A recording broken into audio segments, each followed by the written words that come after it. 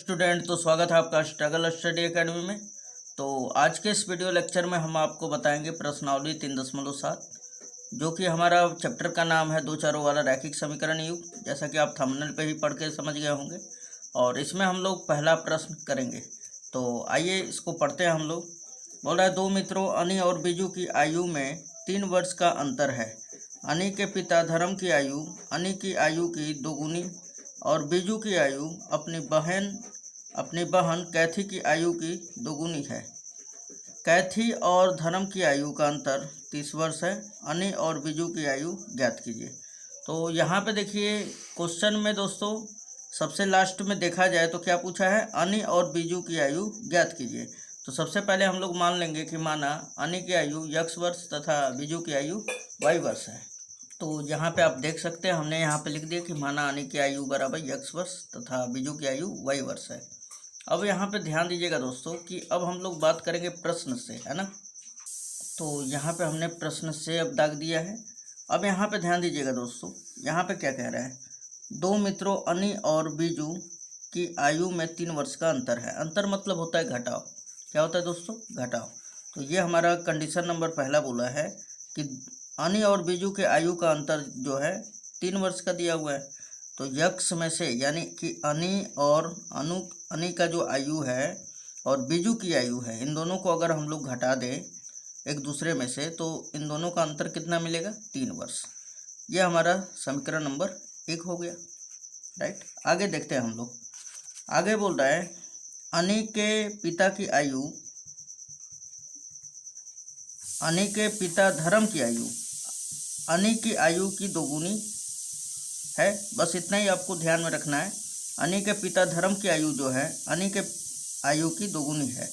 कहने का मतलब है ये हमारे धर्म, अनी के पिता जो है धर्म है हमारा, है ना, और ये है अनी।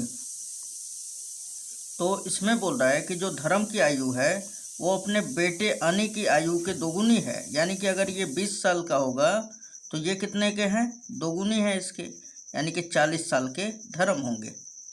ठीक है। अगर मान के चलिए अनी का आयु हमने तो माना है क्या, यक्ष, तो अब बताइए धर्म की आयु क्या हो जाएगा, 2x, है ना। तो यहाँ पे लिखेंगे कि धर्म की आयु बराबर धर्म की आयु बराबर कितना हो जाएगा दोस्तों, 2x। क्यों, क्योंकि अनी के आयु के दोगुने के बराबर है कौन, धर्म की आयु।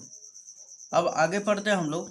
यहाँ पे अब कह रहा है दोस्तों कि और बीजू की आयु अपनी बहन कैथी की आयु की दोगुनी है। कौन, तो बीजू का आयु अपने बहन कैथी की आयु के। लेकिन मैं पूछूँ आपसे कि इसके बहन की आयु क्या है, कैथी की आयु का पता है क्या, नहीं। तो मैं पूछूँ कि अगर आप निकालना चाहोगे तो ये 2 गुणा में और इधर आएगा भाग में हो जाएगा।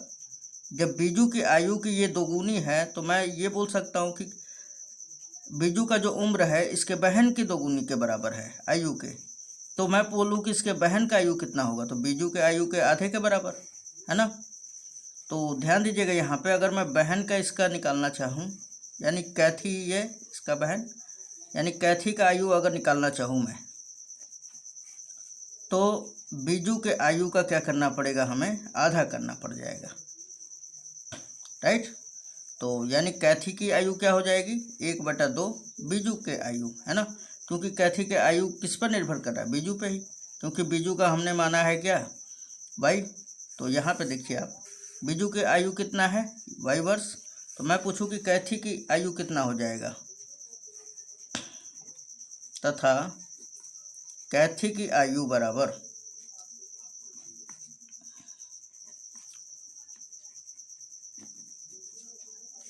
आयु बराबर कितना हो जाएगा दोस्तों।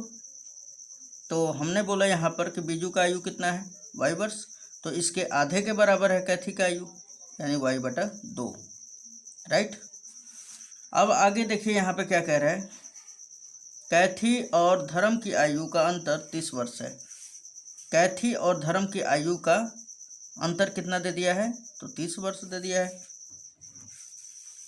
यहाँ पे ध्यान दीजिएगा दोस्तों कि कैथी का आयु कितना है, तो y/2, और धर्म की आयु कितना है, 2x। तो हम लोग इसका डिफरेंट निकाल लेते हैं। तो यहाँ पे आप समझेंगे कि धर्म और कैथी की आयु का अंतर कितना दे दिया है, तो आपको 30 वर्ष दे दिया है ना। तो यहाँ पे लगा लेंगे दोस्तों, तो ये है हमारा 2x और माइनस y/2। अब देखिए यहाँ पे पहले बोला है कैथी की आयु और कैथी और धर्म की आयु, लेकिन आपको क्या रखना है ध्यान कि कैथी कभी भी छोटी रहेगी, है ना, धर्म बड़ा रहेगा, तो बड़े में से ही छोटा घटेगा ना, तब जाकर अंतर कितना मिलेगा, 30 वर्ष, राइट। यहाँ पे ध्यान दीजिएगा। अब इसका एलसीएम निकाल लें हम लोग, तो ये 4x माइनस का y, ये 2 जो है इधर चला आएगा ना, तो कितना हो जाएगा 60। ये इक्वेशन नंबर हमारा सेकंड हो गया। अब इन दोनों को खाली केवल हल कर दे तो हमारा काम बन जाएगा, यानी समीकरण नंबर 1 और 2 को हल कर दिया जाए तो आ जाएगा हमारा आंसर। ठीक है दोस्तों, तो लिखेंगे हम लोग यहाँ पे समीकरण 1 - 2 कर देंगे, राइट।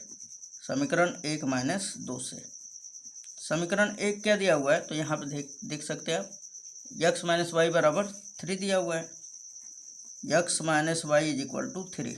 और दूसरा कितना दिया हुआ है, 4x - y = 60, राइट। ये देखिए माइनस हमने किया है ना, तो सिंबल बदल जाएगा, ये माइनस, ये प्लस और ये माइनस, ये वाला पोर्शन इससे कट गया। -4x में से x घटेगा तो ये कितना बचेगा, -3x बराबर -60 में से 3 घटेगा तो -57। ये माइनस से माइनस खत्म, 3 से इससे कटाएंगे तो 19 बार में कटेगा, है ना, 19 से 57 होता है। सो x = कितना आ गया, 19। अब x का मान समीकरण 1 में रख देते हैं तो y का भी मान आ जाता है। यहाँ पे लिख सकते हैं आप समीकरण 1 से। समीकरण 1 क्या दिया हुआ है, x - y = 3, तो x का मान कितना रखना है, 19 और y को यहाँ पे भेजिए, 3 को यहाँ पे लाइए, तो 3 बराबर y। ये y का मान कितना हो जाएगा, 16। यानी कि हमारा अनिक आयु जो होगा, अनिक की आयु बराबर, हमने माना था x ना दोस्तों, और x बराबर कितना आ गया है, 19 वर्ष, तो ये 19 वर्ष का होगा। और बीजू की आयु क्या हो जाएगा दोस्तों, तो बीजू की आयु